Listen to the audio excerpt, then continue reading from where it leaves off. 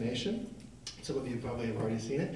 It's worth watching again and again. And Mr. Roddenberry has agreed to be here to introduce the film for us as well.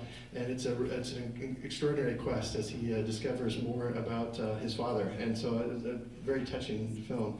And it's exciting to see how far-reaching the inspiration was in so many different disciplines. And we have on our panel here today people from lots of different disciplines. One of the things that's wonderful for me, I'm one of the teachers, I'm the lead flight director for the Challenger Center, and I get to work with students, which is where I feel most comfortable. I actually don't feel all that comfortable in front of groups, but you do what you have to do in order to do what you want to do, which is run these missions with the students.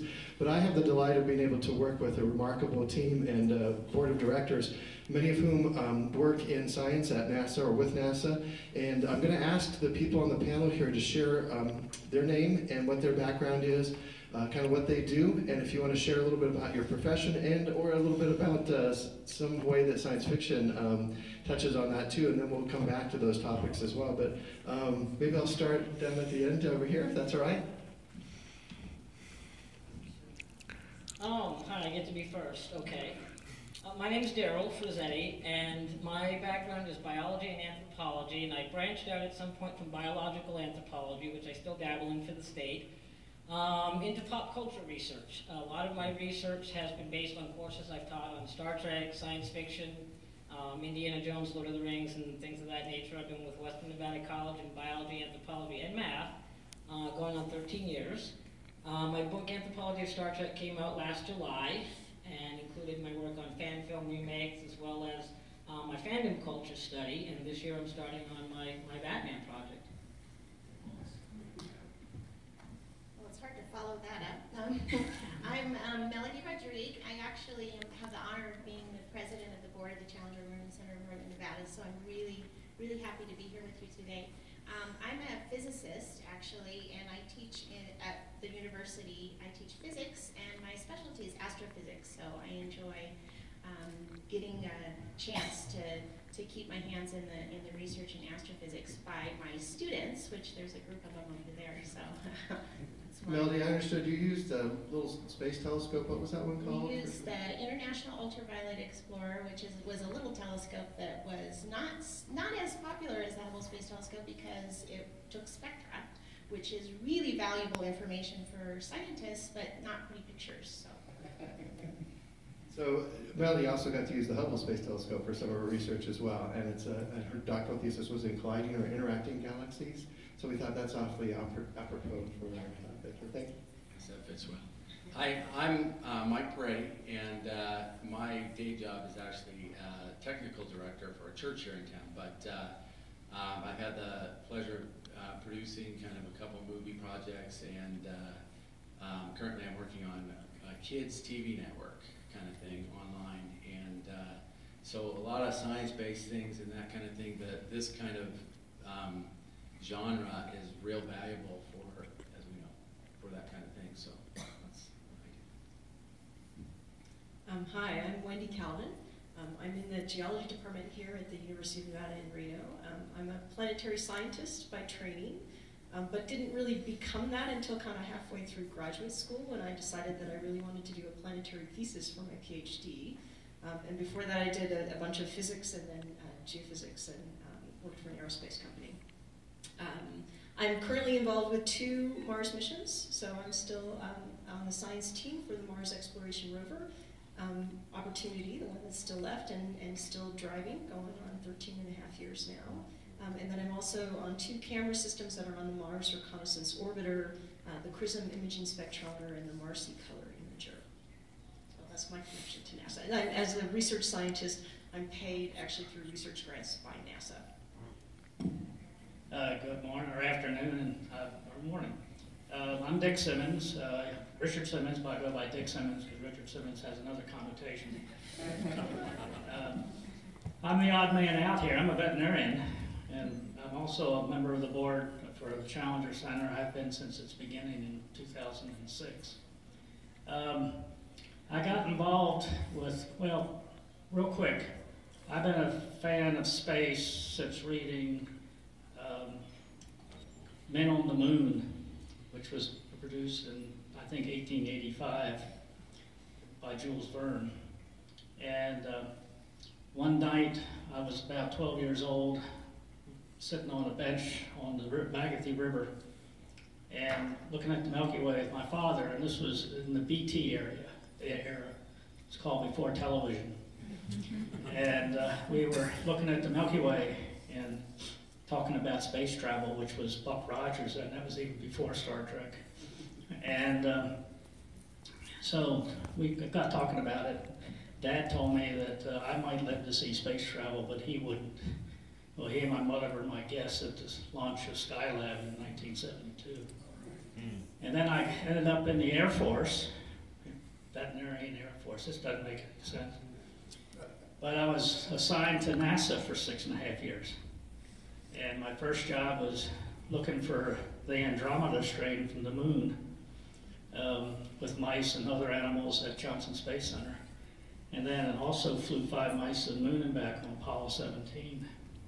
And you'll see the engineering model that's in our displays here of the hardware that took the moon to the mice to the moon. So I've been a fan of space forever. I can't say I'm a Trekkie because I don't dress up and go to conventions, but I certainly watched every show. And it was the science fiction, I think, it got me interested in space, and I cannot believe and so thankful that I ended up working with the program and now with the Challenger Center. My name is Keith Feinstein. I'm creative director for Eureka Exhibits, and I designed the Be the Astronaut exhibit, some of which you see out there. I grew up a giant Star Trek fan, and actually one of the genesis concepts behind Be the Astronaut was what if PBS had done Star Trek as an exhibit? So the actual exhibit takes you through a narrative kind of journey across the solar system to take you through the nuts and bolts of the basic concepts of space flight. We actually use the Mars Reconnaissance Orbiter data to build the landscapes that you drive on in there, and I was the chief liaison with NASA for our NASA Space Act Agreement partnership. I'm also the only bald guy up here, so I apologize for blinding you with the reflections. Yeah, here we go. In my mind, I'm Shatner. In my visage, I'm more Patrick Stewart. Hi, I'm Robin Holabird, and I spent over 20 years as the film commissioner for the state of Nevada finding movie locations, which often involved science fiction, and one time involved this movie called Star Trek Generations. Yeah, a key movie in the film series. And I also do film reviews for public radio here in Reno. I've been doing that since the 1980s, which means that every week it seems, as part of my work, I have to watch a sci-fi movie because they're pretty much out there. And I just published a book I'm now here hawking as well as being on a panel. Elvis, Marilyn, and the Space Aliens, seems relevant here, deals with icons on screen in Nevada, because I know Nevada movies best of all. But the Space Alien chapter, Area 51, we definitely have a link with pop culture and the whole space genre, whether we play it or are it, who knows. But anyway, I see a lot of outer space in films, so I'm more of the fiction part of this panel, not the science part. Hello everyone, I'm Mark Kirby. I'm the operations director of Eureka Exhibits, partnered with Keith over here. He's really the creative genius behind our enterprise, and I do everything from unloading trucks to assembling all the components you see out here. But I also wanted to mention our other partner is a gentleman named Eugene Jarvis, who is a Hall of Fame game designer. He created some of the greatest video games of the 80s, Defender, Robotron. If there are any arcade game fans in here, you may know his name and certainly know of his games. But the three of us came together around this concept of using gaming style interaction as an educational tool. Again, which you see in Be the Astronaut. Our other exhibit, Be the Dinosaur, is a very similar kind of simulation-based experience. And it's just a great pleasure to work with people like Paul here at the Challenger Learning Center to get better ideas of how to incorporate educational content into our games and keep it fun and exciting, keep the kids engaged. So it's a great opportunity, and thank you, Paul, for involving us here. And I'm sorry I'm rambling, but just to make my space connection, my dad was a career NASA guy. He started at NASA Langley in 1963, if I remember correctly, before I was born, and worked all the way through. He worked on Skylab, which someone mentioned a minute ago, the Mercury program, a bunch of other stuff. And because I grew up immersed in it, I kind of took it for granted. When Rod was talking earlier, it kind of reminded me of how, you know, I thought everybody got to do behind the scenes tours at NASA headquarters and the Smithsonian, and, you know, I didn't really appreciate it fully until I got older. And now I've had the great pleasure of making this part of my life's work. So thank you for being here. And I'll keep it short because you've already heard from me. I just want to give you guys some context. Those of you who don't know me, the few of you. Oh, there's a car up there. Cool. Squirrel. Oh, there's another one. Okay, anyhow. Just so you know where Star Trek and my family are, my father obviously came up with the idea, the initial concept. There were many people who collaborated and made Star Trek what it is today.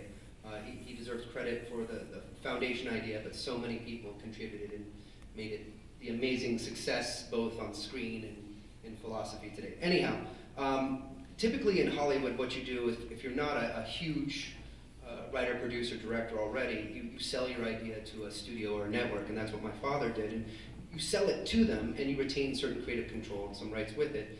And that's what he did in I guess, 63, 64 with the original concept. And while he was alive, he retained certain controlling aspects of it and negotiated per film that wavered back and forth. Whoever he upset at the studio might ask him to step down and take a different role. And then when he'd get angry, he'd shake his fist and try to change things. But it wasn't, when he passed away, all creative control and all rights that my family had died with him. So a lot of people would come up to me at conventions when I was a teenager or in my 20s, and they thought I was producing Deep Space Nine and Voyager. I literally had nothing to do with those shows. I was a PA on Deep Space Nine and Next Generation. In fact, a fun little story, again, for those of you who haven't heard already. I was 13, Next Generation was beginning, it was 1987. It was summer. My father wanted me to at least learn a little bit of what it was like to work for a living. Granted, being the son of the executive producer on a major studio is not complete reality. But anyhow, I was a gopher running scripts back and forth, and I remember hating it because all of my friends were playing that summer, and my father made me work. And you know, he said, you know, son, people would kill for this job. And I kept saying, they don't have to, they can have it. Anyhow, I know I make myself sound as if I don't appreciate any of this. It took me a while, I do now. But our involvement with Star Trek has been limited. There is something new coming out that I still have. I have a distant and limited involvement in, but that's what it is. When you learn about me, I do a lot of things, Roddenberry this, Roddenberry that, Roddenberry this. It's not because I have a huge ego, and maybe I do. It's because I'm proud of the name, and I can't necessarily do Star Trek stuff. But I am proud of the philosophy in Star Trek, so I'm proud of the name. That's my involvement with Star Trek. I love the idea of that future, and I want to live in that future. I am a fan. And you mentioned that being a Trekkie, you're not a Trekkie because you don't dress up. You can be a Trekkie. I mean, I go with the original Trekkie. I say own it. We're all geeks in here. We're all nerds. Own it, people. Be proud of it. I know you all are, but... Well, I was just thrilled with the opportunity to be able to bring together, as Rod was saying, it really is a collaborative effort and an interdisciplinary effort. And one of the things when we talk about our space program with the students, they always know who landed on the moon, but they don't know about the 400,000 people who worked to make that event possible. And in so many different disciplines. Here we have artists and filmmakers, we have planetary scientists and astronomers and anthropologists, and they all come together. And that was one of the great things on the Bridge of the Enterprise, too. This crew was made up of people from all different backgrounds, and they complemented each other, and there was a synergy involved in that. So we were excited about this concept of doing a panel where we could talk about science and fiction, and the intersection, where those meet, how they reinforce each other, or maybe where they don't necessarily. But it was fun as we were talking to each of these people, and I've gotten a chance to work with them to see what it was that inspired them to pursue different things. I was talking to some kids who were interested in archaeology, and then I saw an article that said that about 85% or more of the kids, the practicing professionals in archaeology, were inspired by what, do you think? Indiana Jones, yeah. That stories, these stories fire our imagination. And sometimes in education we forget about how important motivation and inspiration is. And I remember when I was talking to Wendy at an event earlier this week, when I was a kid, and it turns out she did this too, after school we would run home and we'd turn on TV to watch Star Trek, and we got excited about that. My dad also took me to an observatory, and I got to look through a telescope like Melody did when she was younger, and that fired her imagination. Then she went on to watch Star Trek too. And I have to confess, when I was a kid, when people asked me what I wanted to do, I wanted to be a starship captain. That's what I wanted to do. And now, through Challenger Center, we get to kind of do that with students every day, taking them to Mars, into space. And it's a thrill for them and for my wife and I. But I wanted to go maybe back down through the group again, because it's so much fun to hear people's perspectives on this. If there was a particular story, or Dick was kind of sharing some different experiences he had that motivated or inspired you.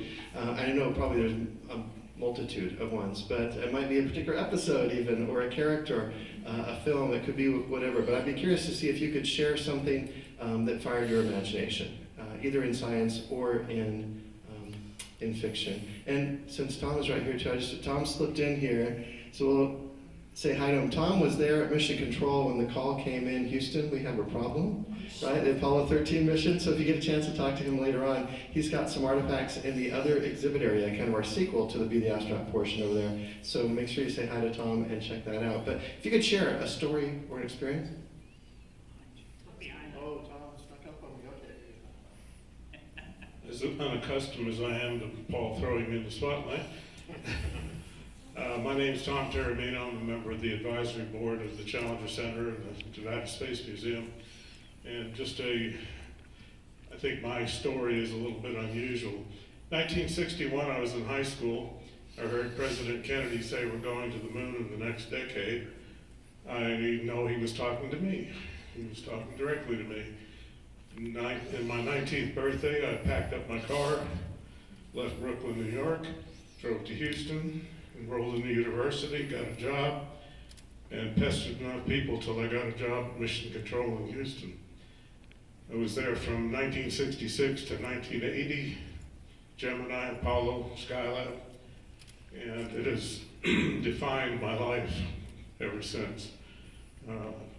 Being a member of this group, my bucket list is to endow to the rest of the world the incredible experiences and knowledge that I've gained. I've written 12 books about it, but there's nothing better than being in front of a group of folks that have a shared interest in space, and perhaps some of you are the next space pioneers.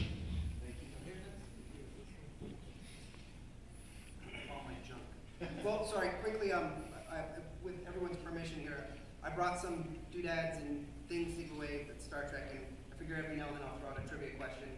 If I show of hands, we'll pick someone. So quickly, City on the Edge of Forever, we saw the clip. What is the name of the character? You heard it already. Anyone out there? We just saw the clip. It was a lady. She spoke to Kirk.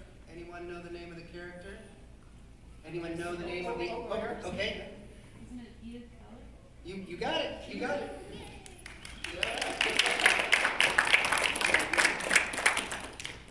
A 50th anniversary pin and an Heydrich floppy. Absolutely.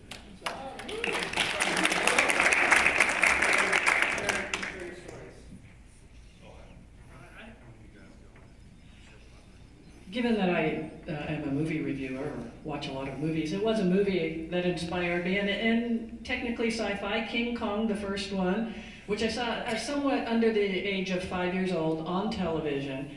Like many kids under the age of 5, I adored dinosaurs, so that part was cool. But what really got to me, I was living on Long Island, was the Empire State Building. Because I knew that there really was an Empire State Building. I also kind of knew that there really weren't giant apes and dinosaurs running around too much in New York City, but the cross of the fictional and the real, the location Empire State Building, just fascinated me. And throughout my life, I was always fascinated with, well, where did movies film? And then oddly enough, I became a film commissioner where my job was to help people find locations to use in their movies. So yes, that was inspirational. I grew up at the tail end of the space age. I was born in late 1967, and I ran around as a little kid with those plastic space helmets on, and no one had the heart to tell me that we weren't going to the moon anymore.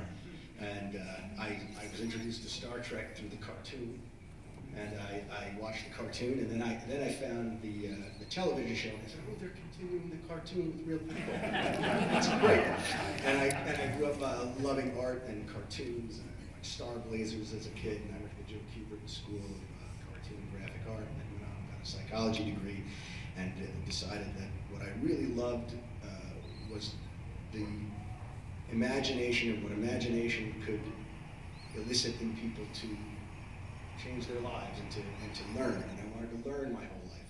And so we came up with this idea to create an exhibits company that wrapped up all of those things, and also the idea of video games. We're great believers in the idea that a video game can put you in places where before you were a passive observer. And we wanted to use that technology and we loved to create something, and Star Trek and Star Blazers and Star Wars to some extent. You know, it creates an urge and it lights a fire, and I think there's a responsibility in some of the greatest of fiction that you can engender a love of learning. You can give people a little bit of a lifeline and say, where can I go from here and how can I take this? And I think that the best of entertainment does that. And that was my inspiration. That's why I'm here. And I hope that these things do that for others as well. Another quick story about, it's fictional. Some of you may be old enough to remember The Wonderful World of Disney on TV. And one of the shows was on, it was a cartoon show, it was on space travel, and they had the little man floating around in space, and I didn't know space was weightless. And then a micrometeorite punctured the spacecraft, with a maybe 3 millimeter hole, and he gets sucked out into space. All of a sudden, gee, space is a vacuum. And so really this was educational, but it was also fascinating. And again, it reinforced my fascination with space. I guess I'd go back to science fiction literature and some things that hit me at sort of those formative years when you're in junior high and high school and sort of starting to figure out what you really wanted to do. And Ray Bradbury, I don't remember exactly how I discovered Ray Bradbury and the stories of Bradbury. And they were, I think the first one was probably The Veldt, where he has this sort of futuristic television room that becomes, the walls of the room become the African veldt, and the kids actually have the lions eat their parents. And they recreate this scene over and over and over again to see this happen. But it was sort of fascinating. Now here's a futuristic view. I mean, I don't think Bradbury necessarily considered himself science fiction writer per se. He did a lot with humans. He did a lot with curiosity things, circuses, that kind of stuff, right? But it was kind of in that direction, and those captured me more than the Martian Chronicles. I mean, they were, I think, interesting, but they weren't. I thought some of his better stories were certainly not the ones that were the ones set on Mars. So he was probably my first foray into science fiction, which started a bunch of other science fiction writers and reading that went along with my obsession with Star Trek, which started probably in 6th grade or something with a bunch of Star Trek readings. So, and I will say, we did actually get to meet Ray Bradbury in person at a Mars Road team meeting. He actually was there toward the end of his life, and that was a wonderful event for all of us. I think we were quite impressed, and having a chance to meet him was a personal thrill for me. I'd say I'm sure I've seen every Star Trek episode, pretty much, multiple times, probably a lot of them. What's interesting to me is you talked about Indiana Jones earlier, and that was probably the first movie that actually hit me, like a ton of bricks, and I thought, and the archaeologist thing, and I thought, do I want to be an archaeologist? Looks so fun, right? And then I realized, this is a movie, it's not really like that. But what it did is it inspired me a kind of a passion for storytelling. And I think it told me, it just said, inside of me, and it was kind of just how a lot of archaeologists might have come out of that, but it made me think, I love the media. I love telling the stories, I love that drama and that kind of thing. And so that kind of pushed me forward. And then of course you start watching Star Trek and of course everything like that. And I love the science fiction aspect, and just the imagination is just so incredible, and it's such a good driver for a storyline. It's important to have that human emotion, that human passion, that draw in a story, but the science is such a good vehicle for that. So that would be my inspiration. Well, of course, Star Trek. We love Star Trek. You guys don't all have to say that. I actually got to see your dad. He came to Reno. I don't know, it was in 1980 something, and I got to go to a lecture he did at the Pioneer Theater. So it was a really cool. That was a really cool experience. I have to say my inspiration is Carl Sagan. That's the guy that got me started, the guy that got me thinking about science, the guy that got me thinking that I could do science. It was a tangible thing. It was something that I could actually reach out and do. Was it Cosmos? It was Cosmos. It was definitely Cosmos. You too.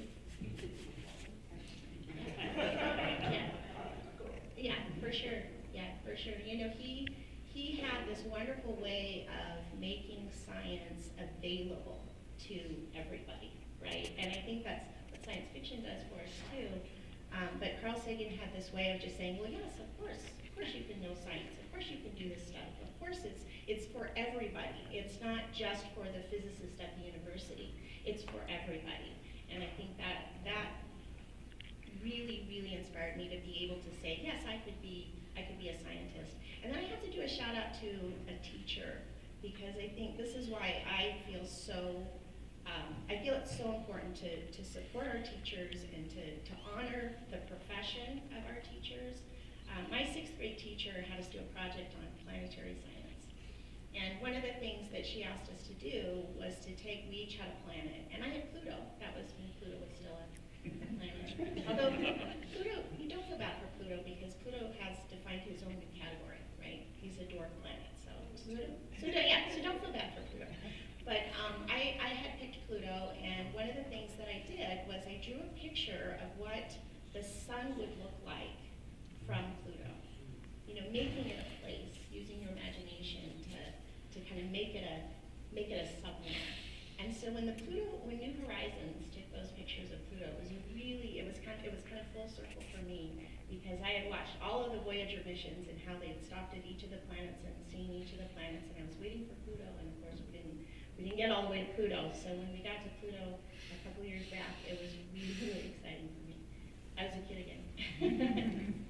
Oh gosh. I hate to cite Star Trek as well, but when I was 8, a babysitter actually introduced me to Star Trek. And it was their family a few years later that took me to my first convention.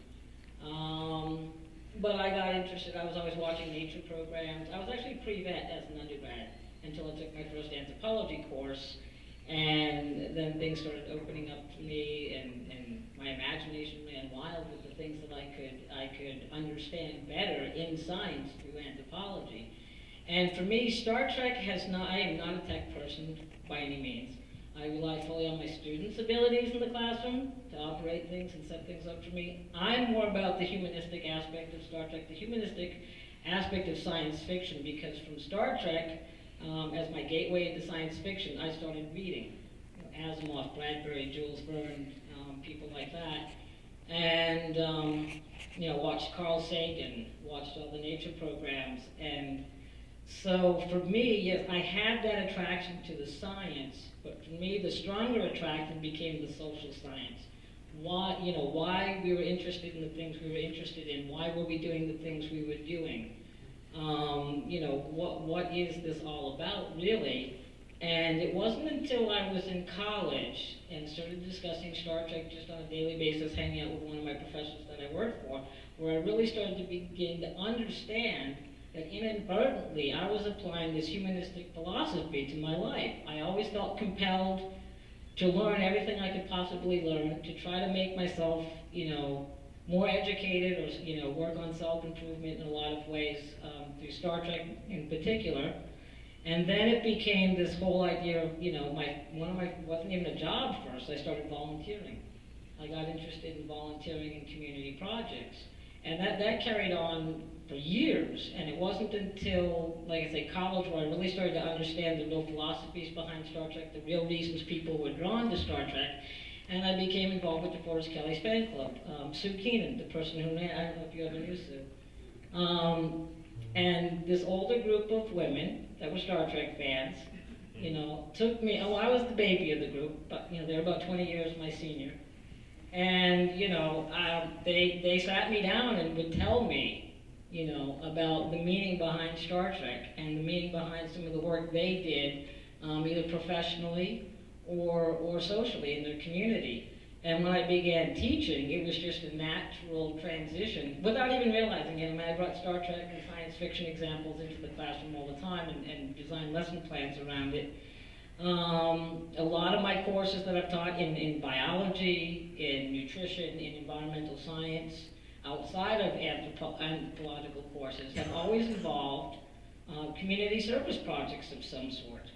And I feel that that's something that I brought to the table as an instructor that stems from my interest in that human side of Star Trek. And how are we going? Yeah, we all see Star Trek and we want this better future, and we want this great technology and all these things cured, and endless food supplies and so on and so forth. Well, how do we get there? Well, in my opinion, the way we get there is by everybody making that contribution back to their own world, and slowly, we can start that process of making those changes become a reality. So that, to me, is the more important side of Star Trek. Has more of an influence on my life than a lot of the technology does. The technology is fantastic, don't get me wrong, and I would love a 3D printer that becomes a replicator, and like, no, I can't cook. And so I am looking forward to the day I have that in my house. Well, you can see a lot of people, and you can talk to astronauts who are inspired by Star Trek, but and all kinds of people in so many different disciplines. But as many people pointed out, it goes back even farther than that too. And as we were preparing some of our materials, we found that people like Robert Goddard, Konstantin Tsiolkovsky, Wernher von Braun were all readers of Jules Verne and had been influenced by it. They had dog-eared copies, and it fired their imagination to learn more, to discover, to probe these things. And I think as kids, we're all natural scientists, right? And sometimes along the way, we start to lose some of that. But then these programs or these opportunities reawaken it. Dick, did you have another? Yeah, you mentioned Jules Verne again. How many in the audience know where the rocket in the story Men in the Moon was launched from? Not upon a sage. Anybody? It was Florida. It was Florida. Splashed down there. Oh, it was a cannon. Yeah, it was a cannon, but yeah, it was Florida. Rocket, yeah. And if you stop and think about how forward thinking he must have been, why did we launch from Florida? To pick up the rotation of the Earth's rotation as an extra boost to go into orbit. And so they wanted to launch over the ocean so that if something bad happened, it wouldn't hit the ground. Florida is obvious. And that scientific imagination is really what's fascinating, to see how the science influences and powers the real science, the hard science. Did you want to agree with that? Yeah, they handed me, I was inspired literally by listening to all of your stories, but, and I'll take the bullet and say I'm not, wouldn't identify myself as a huge Star Trek fan. I was more of Lord of the Rings and Narnia kind of nerd, Dungeons and Dragons and all that, so with full disclosure of my, yes. I have legitimate credentials as a nerd by any standard, but not necessarily Star Trek. But what's interesting is, I wouldn't necessarily point to an author or any, iconic figure like Gene Roddenberry as my inspiration. It was more personal for me. My grandmother, who was born in 1887, achieved a master's degree in education, which was absolutely unheralded. You know, at that time, she was a suffragette, and my grandfather died at the age of 42, so she had to raise a family by herself, run a business. You know, she was a feminist before feminism was cool, and just an incredible inspiration to me, to the value of education and so on. She's the namesake for my beautiful 12-year-old daughter. But also my dad, that I mentioned earlier, was a scientist at NASA. He had a doctorate in mechanical engineering, worked on rocket engines and so forth at NASA. But at home, he would never buy a part that he could make himself. I don't care what it was. You know, a part on the car, he would go to the machine shop, you know, go to the junkyard and pull some bracket and re-engineer it to work.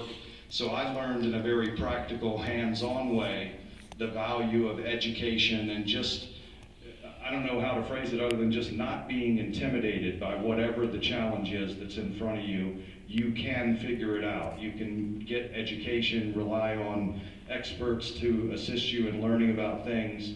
And so that's another aspect of what we do at Eureka Exhibits, is trying to help kids, you know, hit that spark, that eureka moment where something triggers them to get inspired and say, hey, maybe I do have an aptitude for math or engineering or science that no one else has recognized so far. And they get instilled with some confidence and then start heading down that path, and next thing you know, they're a physicist, an astronaut, or whatever. So, but anyway, thank you again. And to know you can do it, like you were saying. Yeah. You can reach out now, especially now. It's incredible. All of the most incredible people in the world, and they are all incredibly generous people and will help you to achieve those dreams. It's an amazing. Boy, do I feel old. I started, my experiences in science fiction started with J.R.R. Tolkien, when people actually read books. Remember back then? And there was a book, several I think. And what I got out of that was this fellow created an entire civilization from scratch. Today I still can't imagine that kind of creativity. And then when Star Trek came on, I've seen every episode 10 or 12 times. I've seen the movies 3 or 4 times.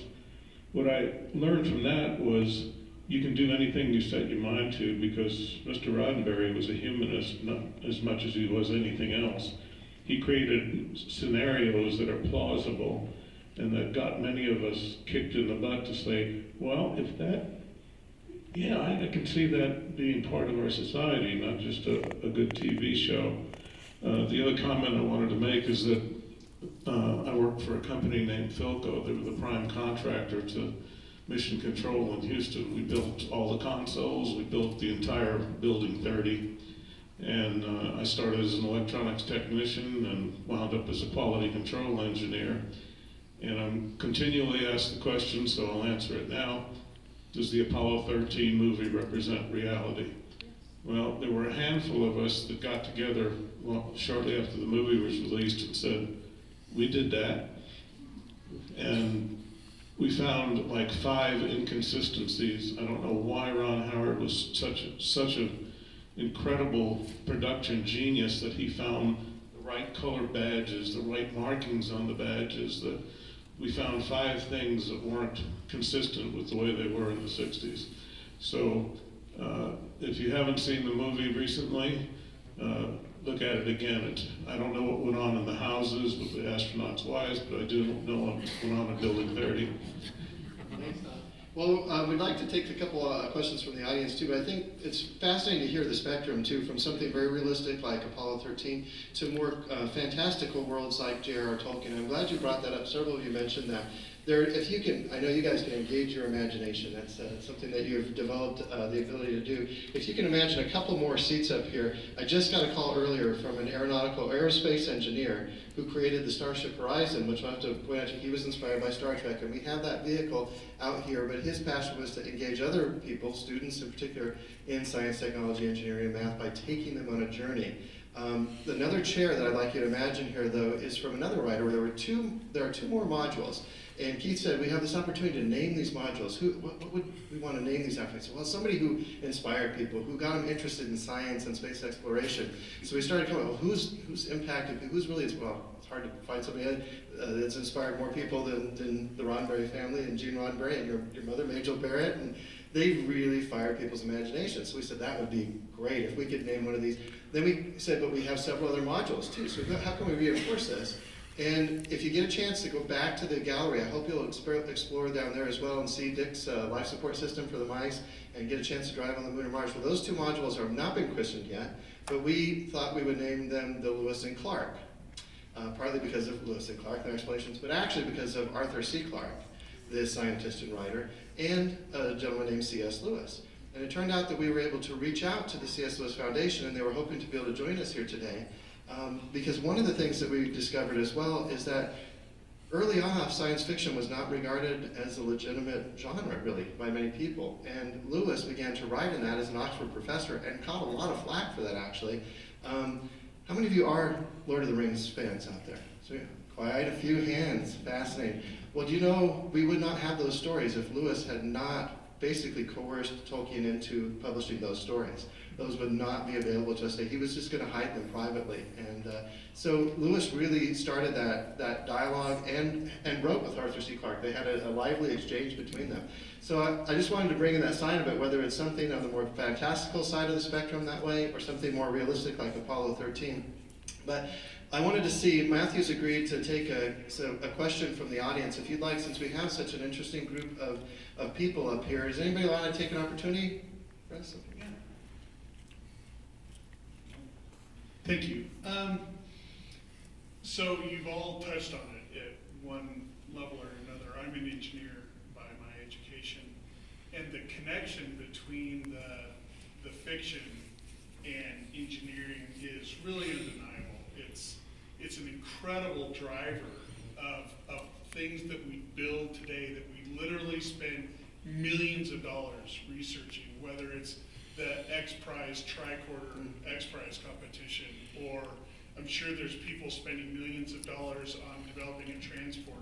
We all are waiting for that, or the food replicator. Love that. So think it all the way back to Jules Verne. Do you, just a concept or a topic to talk about is, when those writers create those works, do you think that's in their mind, or they're just experiencing human imagination, thinking of things like tricorders and all of that, and just by organic process, all of us nerds watch those things and go, God, I know there's got to be a way to build that. Faster than light, travel, all of those kinds of things. So, just a thought. My experience with a lot of creative people on movies is that they hope what they want to do is plausible, but they're not the ones who are going to know how to do it. And if they feel they have the good story to push forward with, they're going to go forward with it. And I think you could go back to H.G. Wells and Jules Verne and people who, like Wells envisioning a time machine. Okay, none of us know how to build a time machine, but what a great story. He tried to find some ways that maybe you could do it, but he wasn't going to just stay stopped and not write that book because he didn't know how to do the machine. Most movies today, almost all of them, except maybe a few of the Marvel comic ones, come inspired by a true story, based on real events. Well, the key word being inspired, based on, none of these movies, maybe except for Apollo 13, are particularly accurate in the order or reality of what happens. And yeah, Ron Howard is a very dedicated filmmaker, and his team would care about what the badges looked like. But if he had had the wrong badges, if he couldn't get the badges, he would have made that movie anyway. It's a good story.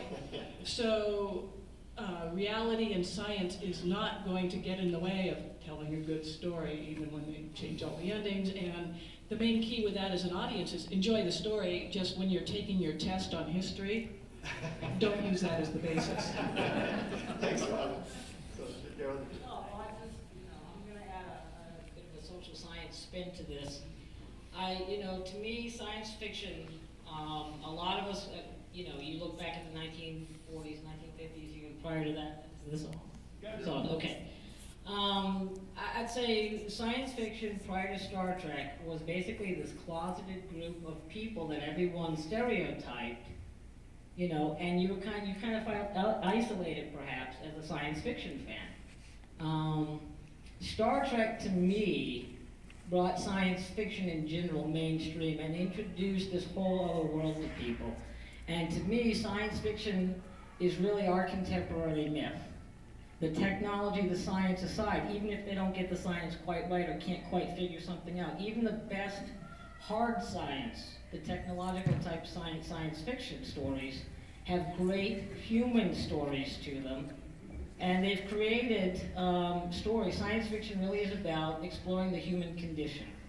Yeah, there's going to be a lot of science, there's going to be a lot of technology, and there are going to be people that are drawn to that science and technology, that are inspired. They want to create that technology at some point in their lifetime, or maybe, you know, maybe they inspire their children, another generation of students, and they create that technology down the line. But I think really the big drawing aspect to science fiction in general is that human aspect, the telling of the human condition, and people being able to relate to that. And Star Trek made it cool and opened up the floodgates for everyone to find that inspiration, whether they're creating the science or not. And I think the science fiction writers, if you look back at Heinlein really is focused on the human condition. If you go back and read any of his books, even Ray Bradbury, you can see Ursula Le Guin certainly, but then again her father was an anthropologist. But the human aspect is there. The struggle over some human issue is there. And I think, to me, in a lot of ways, that's what's been more of an inspiration to people than even some of the cool technology. Yeah. Quickly, there's a book, you may already know this, by Stephen Whitfield called The Making of Star Trek. Has anyone read that? I don't read that many books, but I read that one. And he was on set. He was in the production of the original series. He went through and he took accountings of everything that went on. So in his book, he has memos.